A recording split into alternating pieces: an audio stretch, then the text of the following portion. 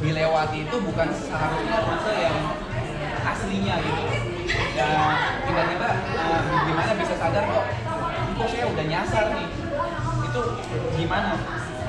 Terus abis itu hal apa yang pertama kali ditemukan? Jadi ketika itu ya mungkin tiba-tiba baru tersadar, kok saya nih kayaknya rutenya nggak bener nih. Terus habis itu teman-teman pengen tahu apa sih langkah pertama yang harus dilakukan tuh kalau di kejadian seperti itu. Jadi waktu itu kondisinya saya sampai di puncak Arjuno itu kan jam 7 malam. Jadi udah gelap, terus hujan dan berkabut. Dan saat itu juga kondisi saya kurang fit. Oh iya. Jadi habis demam dan ya pokoknya mendadak tiba-tiba demam di pagi harinya. Hari Jumatnya tuh saya demam deh. Begitu sampai di Malang demam, terus Sabtu pagi start. Sabtu pagi start. Jadi Jumat siang habis ambil respect tuh saya istirahat di hotel sampai besok paginya kan minum obat segala macem. Iya. Kondisi saya emang kurang fit waktu itu. Jadi waktu turun dari Arjuno, waktu itu kan udah gelap, jadi saya turun terus salah ambil jalur. Salah ambil jalur. Jadi harusnya kan jalur lurus, tapi waktu itu ada mungkin karena gelap dan saya juga fokusnya kurang. Jadi saya lihat ada turunan, saya pokoknya keburu turun dulu deh. Iya. Jadi bukan harusnya saya harusnya masih lurus, tapi waktu itu saya belok ke arah kanan. Ya, Ingat terus kan turun. Nah, hampir sejaman begitu. Saya baru sadar markingnya mana ya. Kayaknya saya nggak lihat setelah marking. 1 jam ya. Setelah 1 jam karena waktu itu kan memang berkabut. Dan habis hujan nggak itu? Lagi hujan. Lagi hujan ya. Jadi saya pikir waktu itu pokoknya saya pikir kan turun aja. Terus karena berkabut jadi saya nggak terlalu pikirin perhatiin marka. Iya. Waktu itu jalurnya masih ada. Jadi turun. Cuman belakangan saya pikir kayaknya nggak lihat marking nih setelah sekian lama.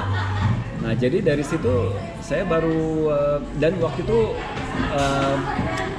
udah dingin banget ya, hujan kan masih hujan dan dingin, jadi saya lagi berhenti istirahat tuh. Dan saya coba pakai emergency blanket, tapi kan waktu itu dalaman saya semua basah. Jadi nggak ngefek kan. Jadi saya copot dulu tuh semua, vestnya copot, baju copot. Baru saya pakai emergency blanket kan hangat. Nah sambil istirahat saya lihat GPX saya. Terus saya lihat ya saya emang keluar jalur. Tapi saya perhatikan itu sekitar 700-an meter. Itu ada harusnya saya bisa nyampe ke jalur lomba lagi. Kembali lagi ke lintasan. Jadi waktu itu saya pikir oke deh, saya coba maju aja lagi turun ke bawah nih.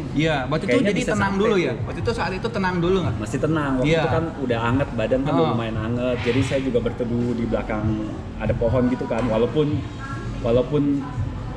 daunnya nggak ada, tapi paling nggak terlindung dari angin.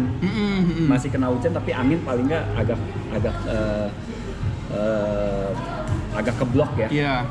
Nah jadi waktu itu saya sambil mikir, terus ya saya bilang ya udah deh, saya udah nggak mikirin lomba waktu itu, saya cuma mau dievakuasi doang kan. Jadi saya pikir oke, udah itu. Terus sebelum berangkat saya masih lihat tuh baju saya semua kan masih basah. Jadi udahlah saya tinggal aja, saya pikir nanti turun ke bawah, nanti kalau ketemu panitia ya udah dievakuasi, kalau mereka mau bantu tolong ambil ya bagus, enggak ya udah nggak apa-apa lah. Nah saya turun setengah jaman lebih, terus kok nggak ketemu, saya cek lagi kan, wah ternyata posisi saya masih sama persis di GPX itu. Jadi masih 700-an meter, kok nggak berubah. Ini berarti GPX-nya nggak beres. Saya restart kan, kondisinya masih sama, begitu juga. Aduh, di saat itulah saya panik tuh, karena berarti ini sebetulnya gue di mana gue nggak tahu kan, nggak Apa jelas. muter-muter situ aja ya berarti pada saat itu kemungkinan? Waktu itu sih nggak muter karena saya turun terus tuh. Oh, turun terus. Posisinya masih turun terus. Oh, ini kan dari jalur utama kan di tour 700 meter. Iya. Terus turun lagi. Turun lagi terus saya lihat masih sama posisi saya ke lintasan jalur lomba masih 700-an meter juga.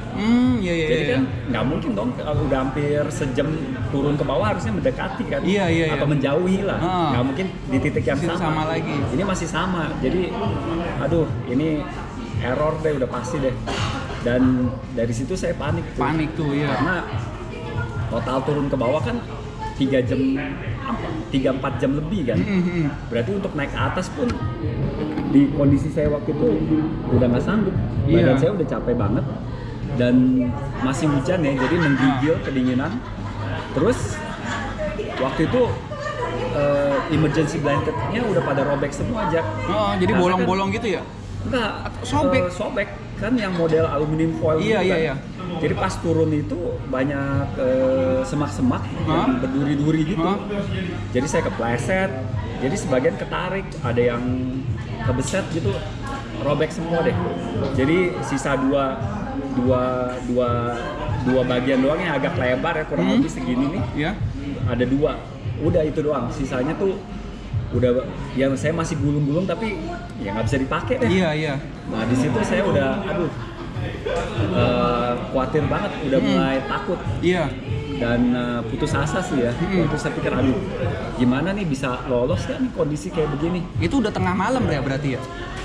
Itu tengah malam, itu mungkin jam 11, jam 12 Jam malam. 11, jam 12 iya. Iya. Jadi pertama kali sadar itu sekitar sore ya? Apa jam-jam 7 malam ya? Jadi jam 7 kan saya check-in di puncak kan, Puncak Arjuno. Jam 7 sore malam ya? Tuh. Iya. Ya, itu jadi, berarti udah 12-an jam ya? Lebih ya?